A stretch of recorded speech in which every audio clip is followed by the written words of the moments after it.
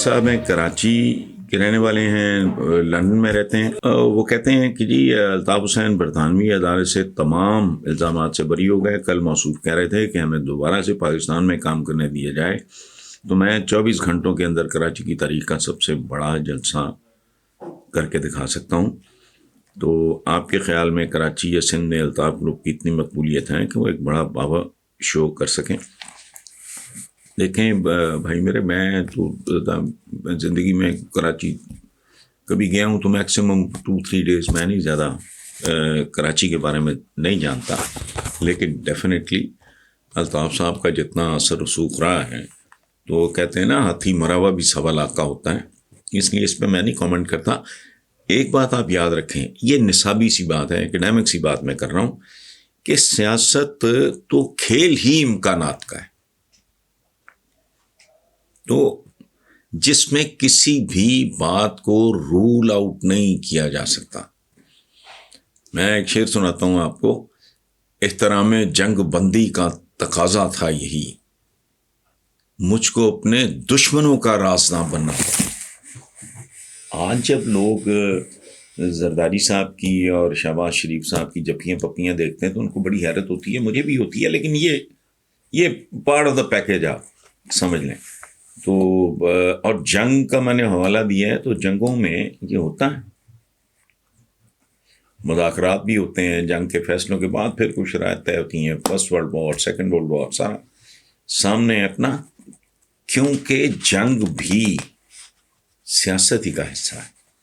یہ میں اور آپ بپا نہیں کرتے جنگیں، یہ سیاستدانوں کی شرارتیں، خباستیں، خواہشیں ہوتی ہیں جن کی وجہ سے دنیا یا ممالک یا قبیلے جنگوں کی لپیٹ میں آتے ہیں. وہ کہہ رہے ہیں جی کہ الطاف حسین دہشت گرد نہیں ہے، نواز شریف اور زرداری نے کبھی کرپشن نہیں کی، عثمان بزدار ہماری تاریخ کے لائق ترین لیڈر ہیں، نپولین نے روس پہ حملہ نہیں کیا تھا، ہٹلر کا اصل ٹارگٹ دائمی امن کا حصول تھا، امریکیوں نے ریڈ انڈینز کو قتل نہیں کیا. تو رفتہ رفتہ یہ سارے حقائق آشکار ہوتے جا رہے ہیں. لیکن کیا یہ المیہ نہیں کہ 75 سال میں کوئی دن ایسا نہیں جس میں ہمیں یہ لگے کہ ہمارے ہاں بھی کوئی معیار ہے، کوئی قانون ہے، اخلاقیات کا کوئی لیول ہے. کیا یہ قوم اسی طرح اپنی تقدیر لکھتی رہے گی؟ فرزان ملک صاحب، بہت خوبصورت سٹائر ہے آپ کا. اس طرح کی تاریخ جب آپ لکھتے ہو تو آپ خود مٹ جاتے ہو الٹیمیٹلی، اس میں شک کوئی نہیں. یہاں اس ملک میں جب تک متشدد جابرانہ حکومت نہیں ہوتی، یہ مجھے پتہ ہے جن کو بہت تکلیف ہوتی ہے نا، کیڑے لڑتے ہیں اندر، جمہوریت، ان کو پتہ ہی نہیں جمہوریت ہوتی کیا ہے. ہو تو ٹالریبل ہے، لیکن وہاں ہو اگر جہاں لوگ پڑھے لکھے ہوں اور لبریٹ ہو چکے ہیں. میں اپنے نان نفقہ کے لیے کسی کا محتاج نہیں، مجھے عدالت یا تھانے سے ریلیف کے لیے کسی کی ضرورت نہیں. میں اپنے قدموں پہ کھڑا ہوں، خود کفیل ہوں، بہت زیادہ اگر قابل نہیں ہوں تو بیسک ایجوکیشن ہے میرے پاس، وہ پھر تو میں فیصلہ کروں. میرے ووٹ کی کیا اوقات ہے؟ میں جاہل ہوں، تھانے کے لیے مجھے کسی چودھری، کسی کنٹوٹے، کسی بدماش کی ضرورت ہے. کونسلر سے لے کے MNA تک مجھے رسائی چاہیے، جو تگڑا ہوگا، جو زیادہ بدماش ہوگا، اوپر سے پھر ذات برادری کا تڑکا. یہ کیا جمہوریت ہے؟ شرم بھی نہیں آتی ان کو اس جمہوریت کو. ناٹ ٹاکنگ اگینسٹ ڈیموکریسی، اس جمہوریت کی میں بات کر رہا ہوں یار.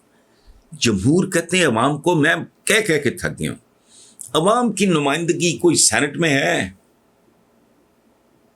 کوئی نیشنل اسمبلی میں، باقی اسمبلیز میں کدھر ہے؟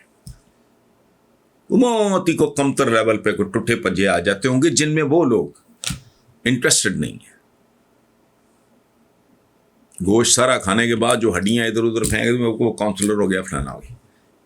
کبھی سنا کوئی ٹاپ کا انجینئر ریٹائرمنٹ کے بعد کوئی ٹاپ کا ڈاکٹر کوئی آئی ٹی کا بندہ کو فلانا ٹمکانا آیا ہو اور اس نے الیکشن بھی جیت لیا ہو؟ نہیں، آپ نے ماحول ہی اس طرح کا بنا دیا ہے جس میں کوئی شریف آدمی، کوئی پڑھا لکھا آدمی، کوئی کوالیفائڈ آدمی، جب تک اس کے پاس فائنینشیل مسئلہ نہ ہو اور دوسرا مسئلہ نہ ہو، الیکشن لڑنے کا تو سوال ہی نہیں پیدا ہوتا۔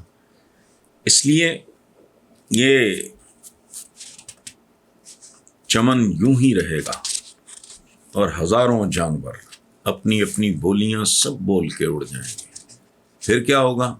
جو تاریخ میں غیر ذمہ داری، یہاں 15 سال کنٹینیوٹی طاقتور آدمی دیکھ، ہمارا پرابلم ہے لوگ چند چپڑ کناتی ہے، وہ کہتے ہیں کہ جی امریت بھی آئی تھی، اور میں انہیں کہتا ہوں وہ بے وقوفو، نہ ہمیں کبھی جمہوریت خالص نصیب ہوئی نہ امریت۔ جس ملک میں بچوں کی خوراک دودھ کیمیکل سے بنتا ہو، یعنی دودھ بھی خالص نہیں، مرچیں بھی خالص نہیں، دوائیں بھی خالص نہیں، 2 نمبری اپنے عروج پہ ہے، وہاں نظام کیسے خالص ہو سکتا ہے؟ آپ کی جمہوریت بھی اتنی ہی خالص ہے جتنا آپ کا دودھ، ہماری امریت بھی۔ پرویز مشرف صاحب کو میں ایڈمائر کرتا ہوں، I like him, I respect ham, لیکن وہ کیا ان کو آنے دیا جی، وہ فلانے دیا جانے دیا جی، تو انہوں نے جانے دیا جی، انہوں نے آنے دیا جی، کیا تماشا ہے یہ؟ To hell with the world, کہہ دو کہ ایک وقت کھانا کھا کے گزارا کرنا، کام کرنا، اور کوئک ڈیسیشنز۔ کرائم اس ملک میں کسی کا باپ نہیں ختم کر سکتا۔ ہفتوں میں فیصلے دو اور ایکسیکیوٹ کرو، ان فیصلوں پہ عمل درآمد کراؤ، قوم کا کیریکٹر چینج کرو۔ کیریکٹر کیسے چینج ہوگا؟ 5ویں جماعت پہ زور دو۔ یہ کن ٹوٹے نیم خندہ یہ میٹرک ہے یا 8ویں 10ویں 12ویں 14ویں کر کے پھر ایم اے پولیٹیکل سائنس، کیا ہے یہ؟ Do we need that? تو گئی یار، 5ویں کے بچے کو یہی بنیاد ہے، اور واقعی ہے بھی وہی 5ویں کی ایج تک، بلکہ اس سے بھی پہلے بچے کی فارمیشن ہو جاتی ہے، اس کی شخصیت، اس کی بنیادیں رکھی جا چکی ہوتی ہیں۔ بنیادیں یوں ہیں، بلڈنگ یوں ہیں، یہ کیا بکواس ہے؟ 5ویں پہ زور دو، پھر جو بھی اس فیلڈ کے ایکسپرٹس ہیں، دنیا میں کیسا ہو رہا ہے وہ کرو، کس کلاس تک کس بچے نے کیا پڑھنا ہے، پھر اس کے بعد کون ہے جو بچہ جو ہے وہ ووکیشنل قسم کی ایجوکیشن وغیرہ اس طرف جائے گا، کون ہے جو پیور سائنسز میں جائے گا، کون ہے جو یہ سوشل سائنسز میں جائے گا، خالص سائنس کس نے پڑھنی ہے، سوشل سائنسز کس نے پڑھنی ہے، کوئی سسٹم۔ 15 سال ادھر کو بندہ بیٹھا ہو، کوئی چپڑکن آتی ہے نیڑے نہ آئے، اور ان 15 سالوں میں پرائمری کا بچہ پریکٹیکل لائف کے لیے تیار ہوگا یا اس میں داخل ہو چکا ہوگا۔ اس کی کیریکٹر بلڈنگ کرو، اس کا پیچھا کرو اپنی اولاد کی طرح، اس کو کوئی کردار دو، اس کو کوئی ڈیسنٹ لباس دو، اس کو کوئی ڈیسنٹ خوراک دو اسکولوں میں، اور تم نے لٹ لگائی ہوئی ہے۔ یہ پی ایچ اے کا میں دیکھتا ہوں، یہ کیا نخرے کر رہے ہیں، گل بوٹے نہر کے کنارے یوں، کبھی کشتیاں چل رہی ہیں، کبھی پتہ نہیں کیا، کیوں؟ سب مال بنانے کے۔ کیا کرنا ہے بیوٹیفائی کر کے تم نے ملک کو؟ درخت لگے کافی ہے، گھاس لگ گئی بہت کافی ہے، باقی بند کرو۔ یہ کیا تماشے کرتے ہو تم؟ یہ ہارس اینڈ کیٹل شو، اوے گدھوں جیسی زندگیاں گزار رہے ہیں لوگ، تم ہارس اینڈ کیٹل شو، یہ بند کرو۔ اللہ تللے، ایک ایک پائی پہ نظر رکھو، لوگوں کے لائف سٹائل پہ نظر رکھو۔ تمہاری ہو گئی یہاں حال ہی کوئی نہیں ہے، 18ویں 19ویں 20ویں گریڈ کی اتنی معمولی سی تنخواہیں ہیں، بچے باہر بھی پڑھ رہے ہیں، یا ہائی پروفائل سکولز میں بندہ پوچھے ہو کہاں سے ہوئے، آپ کی اہلیہ کا تعلق کس خاندان سے ہے، تمہارا باپ کیا ہے، آگا پیچھا کیا ہے، تم نے کیا انہیرٹ کیا ہے؟ وہاں تو خانہ خالی ہے، تم اتنے اللہ تعالی کے نہیں۔ یہ پورا اس کی اسلامی جمہوریہ پاکستان کی اکانومی کرپشن ہے، یہ جو بات آپ کر رہے ہیں ایسے لکھے گا، جب تک ایسے چلتا رہے گا پھر ایسے چلتا رہے گا، اور پھر انجام جو ہوتا ہے وہی ہوگا. ادروائز 15 سال 5 سال کے، یا بلکہ 3 سال کے، تو دنیا اتنی تیزی سے تبدیل ہو رہی ہے. ہمارے یہاں قوانین نہیں بدلتا کوئی، اور سال بعد لانڈے لپاٹے سیل فون تبدیل کرتے ہیں. میرے پاس تو ہوتا نہیں، مجھے تو پتہ نہیں. گاڑیوں کے ماڈل فلانا ہر شے تبدیل ہوتی ہے. قانون اٹھاؤ یہ 1800 فلاں کا، کوئی شرم ہے کرو. بیسک جوہری تبدیلیاں لاؤ، جو رزسٹ کرے اس کو عبرت کا نشان بناؤ.